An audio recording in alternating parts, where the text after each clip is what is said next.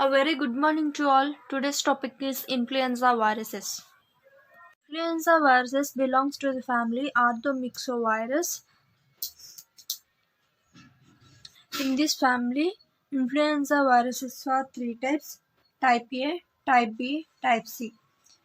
The influenza viruses has three serotypes: type A, type B, type C. Influenza virus type A and type B are morphologically similar, but influenza virus type C differs from them in certain respects, particularly in having only a single glycoprotein spike and RNA genome segmented into 7 pieces. Next one is morphology.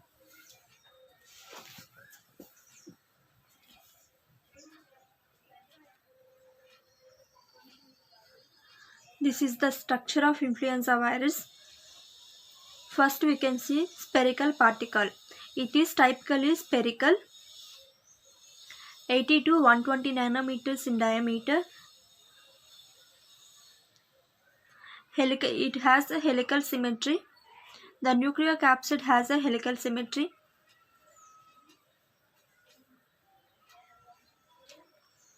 It contains a negative sense single-stranded RNA genome which is segmented and exists as 8 pieces. RNA genome is associated with an RNA-dependent RNA polymerase. This is segmented RNA which has 8 pieces. This is M protein. This is lipid envelope. These are hemagglutinin. Attached to the lipid layer of the envelope are two types.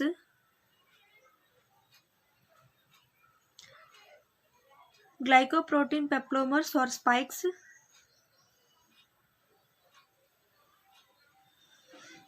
The hemagglutinin HA and the neuraminidase NA.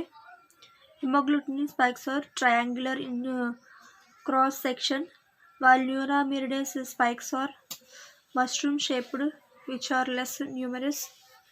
Next one is antigenic classification. First one is matrix. Second one is nucleocapsid. Third one is HA, which is known as hemagglutinin, and NA, neuraminidase. 3 polymerase polypeptide PA, PB1, PB2 are also present. Human viruses show 3 HA, which has H1, H2, H3, and 2 NA, N1, N2. Fourth one is antigenic variation. In antigenic variation,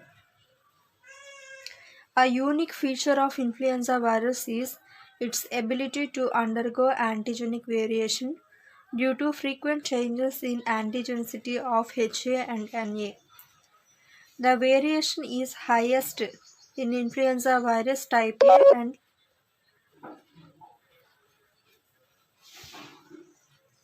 less in type B, while it has not been demonstrated in influenza virus type C.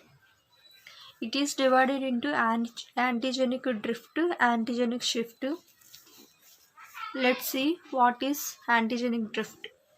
Antigenic drift refers to the minor antigenic changes in either the hemagglutinin or neuraminidase or both.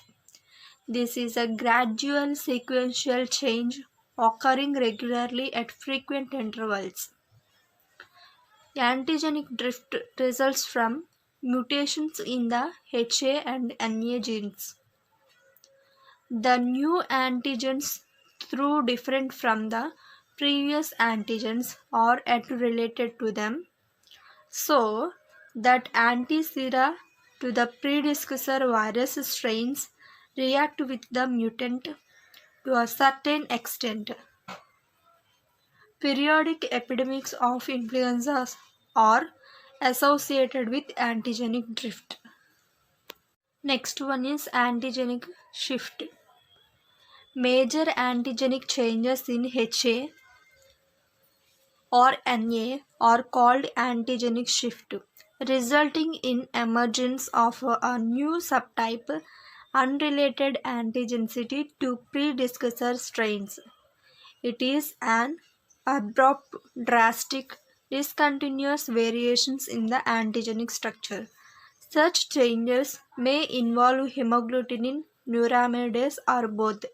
The changes involved in the antigenic shift are so extensive that they are unlikely to be due to mutation. The change probably results from gene reabsorption in doubly infected cells. Fifth one is resistance. Influenza virus is inactivated by heat, ethanol, phenol, ether, formaldehyde, salts of heavy metals, and iodine. Next one is cultivation. In cultivation, we can cultivate the influenza virus through egg inoculation, tissue culture, animal inoculation. First of all, let's see egg inoculation. Influenza virus is cultivated in amniotic cavity of 11 to 13 days old chick embryos.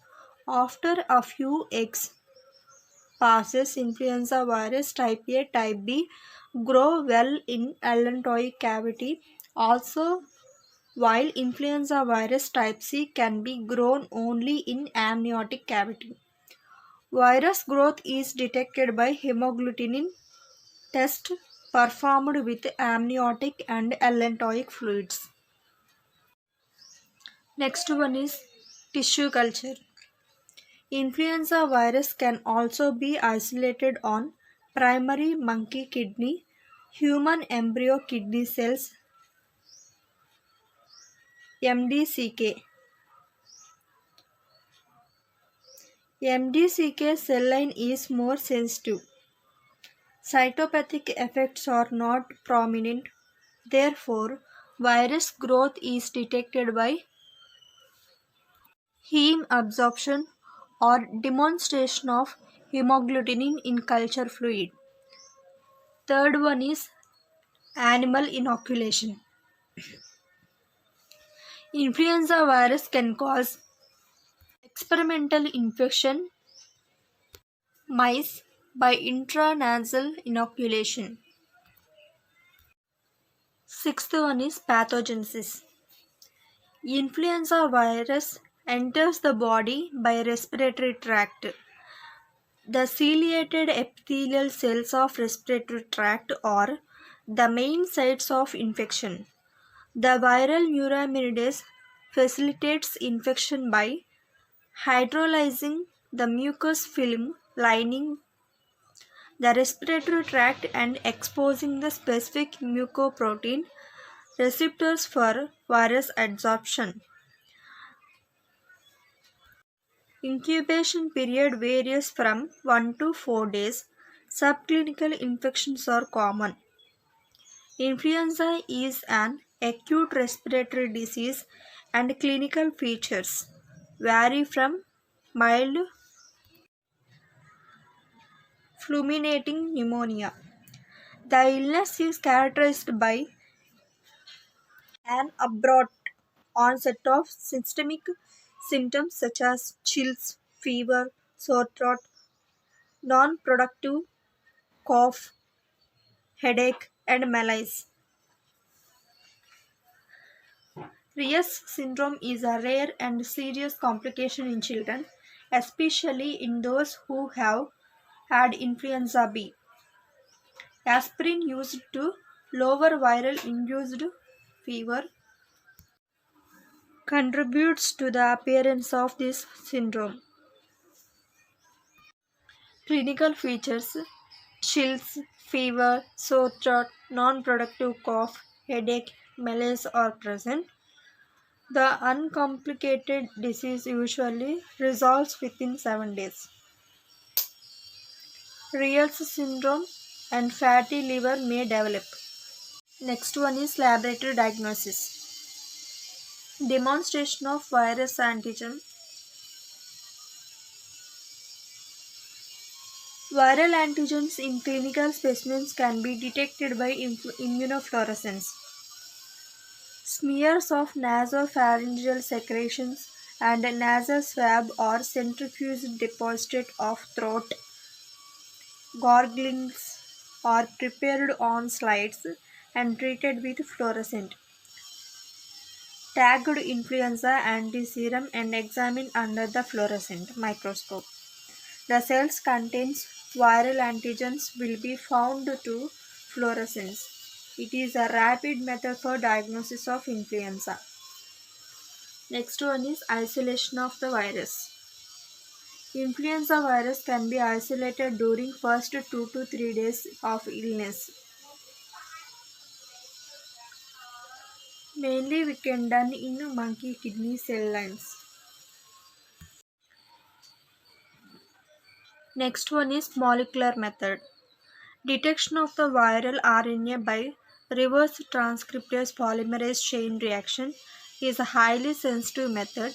It can be used in clinical specimens. Next one is serology. The routinely employed serological tests for diagnosis of influenza include complement fixation test, hemagglutinin inhibition test. Ninth one is immunity. An attack of influenza confers protection effective for 1 to 2 years. Next one is prophylaxis. In prophylaxis, we can see inactivated vaccines, live attenuated vaccines. Vaccinations is primarily means of prevention of influenza, but the major difficulty in immunoprophylaxis is the frequent changes in the antigenic structure of the influenza viruses. Vaccines cannot be made bulk and stockpiled as the appearance of a new variant strain will make the old vaccine useless. In inactivated vaccines, influenza viruses are grown in allantoic cavity of chick embryos and inactivated by formalin or beta propiolactone.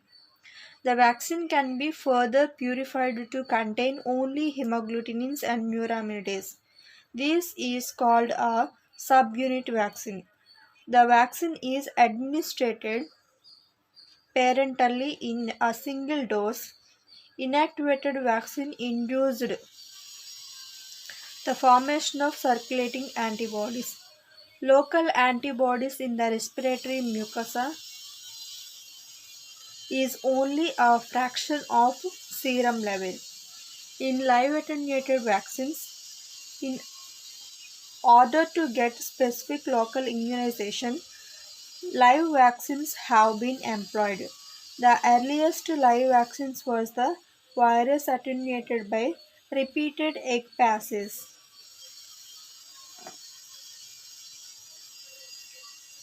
They can grow at low temperature of the nasopharyngeal mucosa but not in the lungs.